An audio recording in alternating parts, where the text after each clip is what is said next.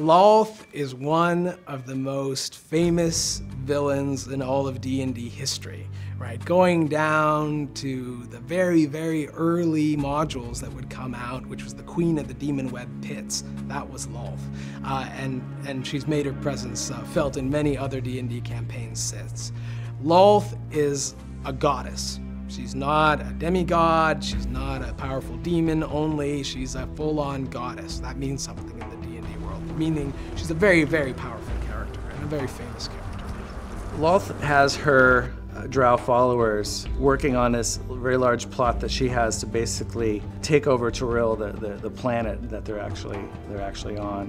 And one of the ways that she's going to conquer this world is with this ritual that the drow do. It's called the Darkening. Darkening is a magical form of night. It's almost like an eclipse or something that follows the drow with them wherever they go. The drow are much less powerful when they're not in the darkness. They've become acclimated to living in the Underdark. They're used to living in total darkness, and it gives them an advantage over their enemies. And when they attack the overworld of Faerun, they bring the darkness with them. And this is something the players will encounter. In designing the Demon Web, we heavily relied on the writings of Wizards of the Coast. They basically have some short snippets of what the Demon Web should look like.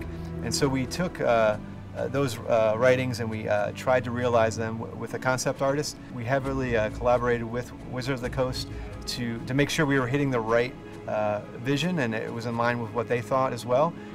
It was very much wide open, and so we just took a creative brainstorming approach of what we want this space to be like. The biggest challenge with the Demon Web is it's a large space.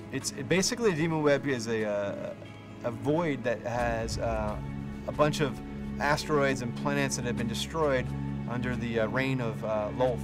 Her main lair is the main gravitational force that binds it all together. Everything's kind of held together with webs and whatnot. And how do you represent such a large space and walk around it and show the chaos that is Lolth all at the same time? The cool thing about the Demon Web is it's really not like any other space, in that it's this kind of free-floating void in which there are all these broken pieces of world that have been, sucked in to this space by Lolth and almost, caught in her web.